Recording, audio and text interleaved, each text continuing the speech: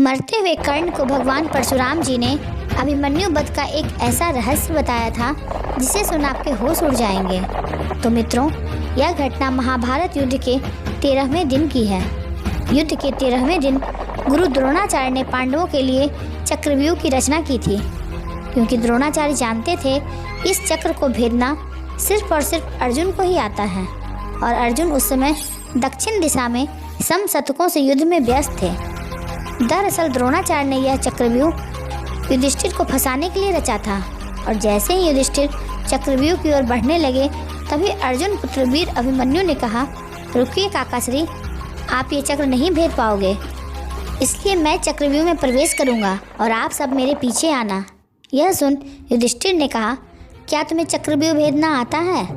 तब अभिमन्यु ने कहा, हाँ काकाश्री, मैंने अपनी माँ की कोख में ही चक्रव्यूह भेदना सीख लिया था। इतना कह अभिमन्यु चक्रव्यूह में प्रवेश कर गया और कौरवों ने युधिष्ठिर और पांडव सेना को बाहर ही रोक लिया।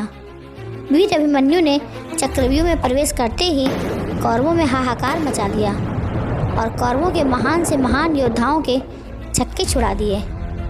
वीर अभिमन्यु का ऐसा पराक्रम देख द्रोणाचार्य, दुर्योधन, कृपाचार्य, कर्ण चिंतित हो गए और फिर इन सभी ने युद्ध के नियमों के विरुद्ध जाकर मात्र 16 साल के वीर अभिमन्यु पर छल से प्रहार कर उसका वध कर दिया। तो मित्रों, अगर भगवान श्री कृष्ण चाहते तो अभिमन्यु को कौरवों के छल से बचा सकते थे, लेकिन उन्होंने ऐसा नहीं किया, क्योंकि इसके पीछे एक रहस्य छुपा हुआ था। अभिमन्यु चंद्रदेव के पुत्र थे।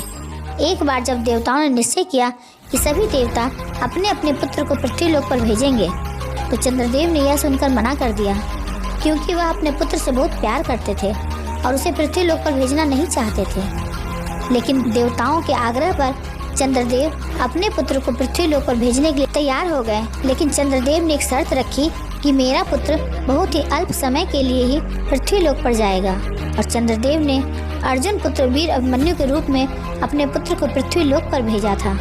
मित्रों, इसलिए भगवान श्री कृष्ण ने अभिमन्यु को नहीं बचाया था।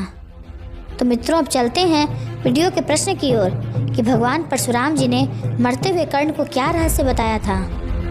तो मित्रों, युद्ध के 17वें दिन जब अर्जुन ने भगवान श्री कृष्ण के कहने पर कर्ण का अंजलिक बाण से वध कर दिया था, और जब कर्ण अपनी आखिरी सांसें ले रहे थे, तभी भगवान परशुराम जी वहां आए और कहा, कर्ण, तुम यह क्यों सोच रहे हो कि तुम दुर्योधन के ऋणी हो? कर्ण, तुमने तो अभिमन्यु के छल से वध में हिस्सा लेकर दुर्योधन का ऋण कब का उतार दिया है।